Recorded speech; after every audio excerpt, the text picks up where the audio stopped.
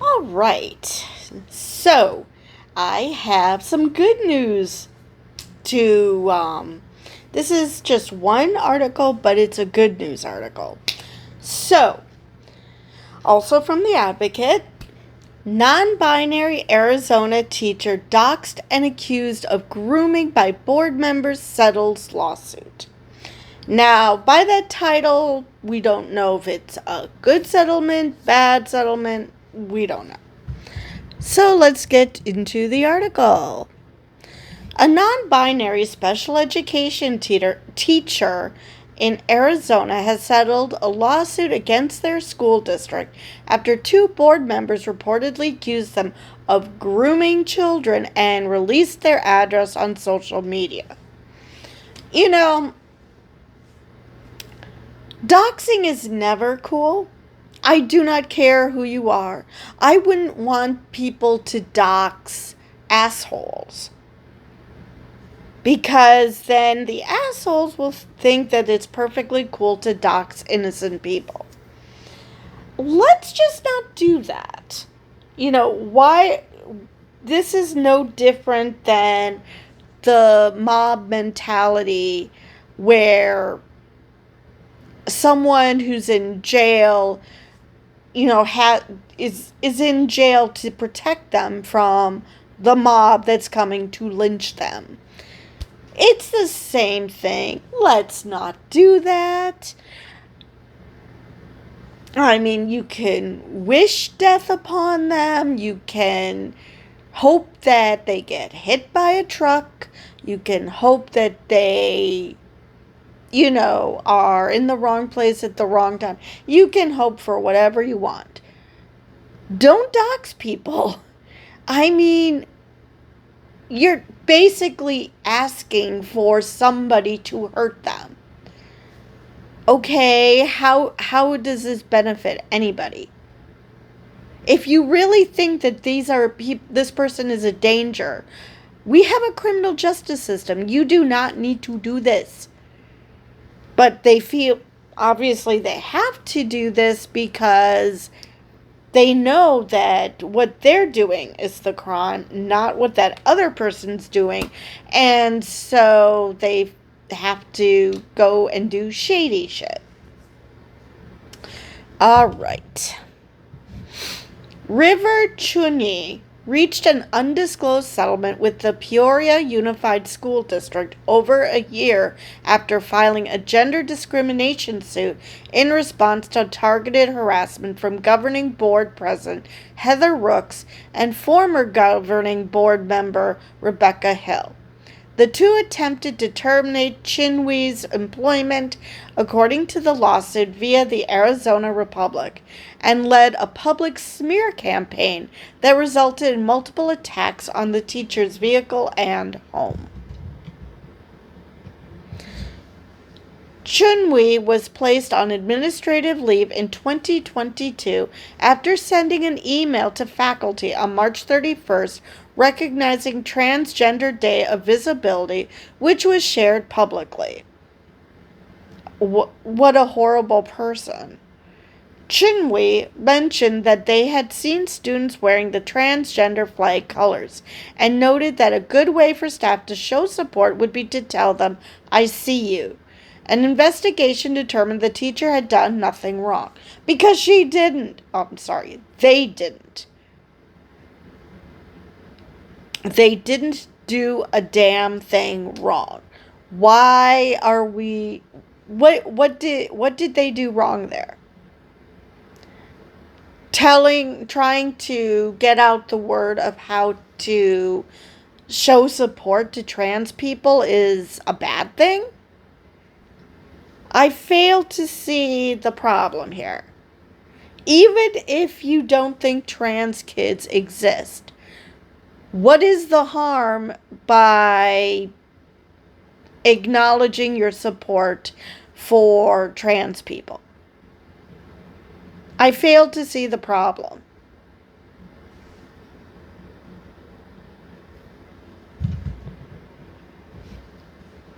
Despite the investigation's conclusions, Rooks and Hill voted to terminate Chun-Wee's contract during a 2023 board meeting. Their motion failed when the 3 other board members voted against it, but the 2 didn't stop there. Chun-Wee's lawsuit claims that Rooks told news media that the teacher grooms children's sexuality, which again is not a thing, and led public prayer vigils for them. Oh my God, she actually... Now, I'm not a believer in prayer. Most people who are subscribers to my channel know that I'm an atheist. But if she's leading public prayer vigils for them, number one, depending on where these prayer vigils are occurring, could be problematic. But she's obviously showing she cares about them. She's not doing these prayer vigils to change them. She's not doing these prayer vigils to excise them. She's doing the prayer vigils to support them. Rooks also requested prayers for Chun-Wee on social media, the suit asserts, and eventually posted their address. Something tells me that the prayers she requested were not happy prayers. They weren't prayers of support. Chun-Wee said that they were targeted several times throughout the following year, including on occasion during the fall 2023 semester, where someone slashed their tires and removed the LGBTQ plus stickers on it while it was parked at Desert Harbor Elementary. Chun-Wee's home was also vandalized in a separate incident. Come on now, guys. What the hell?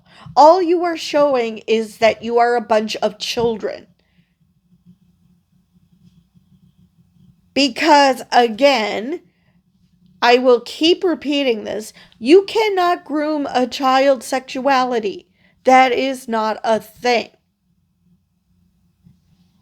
It's just, why are we so hung up on this? Why are so many people so convinced that that's a thing?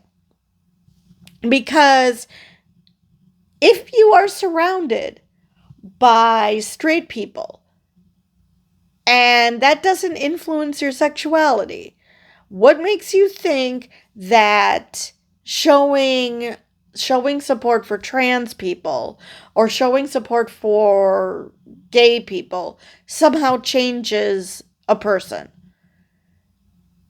If a person that you thought was straight or thought was cis, suddenly after being shown support, comes out, it's not the support that made them come out. Well, in a sense it is, but that's because they actually found someone who gives a shit and someone who cares about them, and they felt comfortable coming out.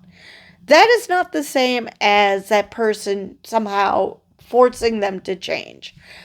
Not how any of this works. Again, like I mentioned in a lot of these videos, I grew up surrounded by straight people and seeing straight couples still asexual. You do not groom people to be a sexuality. Now, you could maybe convince someone to change their behaviors, depending on what the behavior is, but that's not changing one's sexuality. Behavior and sexuality are two different things. Ask any closeted gay guy who is married with children, and I mean married to a woman.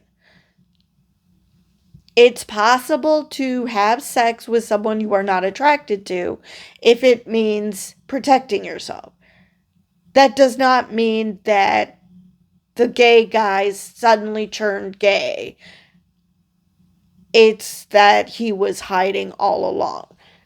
Again, just because children find out that what they're feeling means that they could be trans or that they could be gay, they could be bi, they could be ace, That is just them finding out about themselves and finding out that there's a community out there, that they're not the only ones. That is not saying that they change for a community. No, that just means that they learned more about themselves. I was a special education teacher in this district until I was targeted, harassed, and silenced for being openly transgender and for supporting our students' right to feel seen, Chunwei said via Phoenix New Times. I was publicly attacked by board members of this district, and while that rhetoric caused deep harm, what cuts just as deeply was the district's silence. Not once did the district leadership speak up to correct the record, to offer support, or to affirm that teachers like me belong in the classroom. I'm pretty sure that there's a good reason for that. Chinwe terminated their employment with the district at the end of the 2024-2025 school year. While they are not allowed to disclose the amount the district settled for, they said some of the proceeds will go towards their new nonprofit organization, Family Prism Project, which will assist LGBTQ and multicultural families in the West Valley school system, which is awesome. I mean, it's horrible that this happened to them, but it's wonderful that they're giving back, that they're not just going to sit back and say, woohoo, I have money, that they're actually showing that how much they actually care about the community, not just with that email, but with starting this project. Okay, that is the end of that article. So with that, I will see you guys in the next video.